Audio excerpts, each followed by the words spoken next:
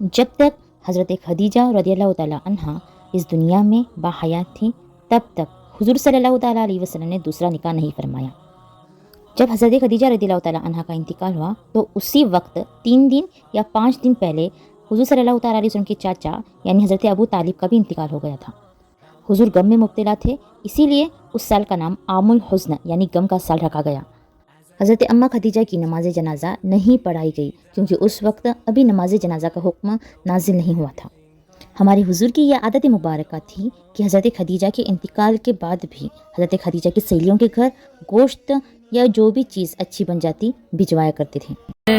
شہنشاہ جہاں مقصود عالم کی جو زوجہ ہے وہ پہلی مومنہ اماں خدیجہ ہے، خدیجہ ہے، وہ پہلی مومنہ اماں خدیجہ ہے۔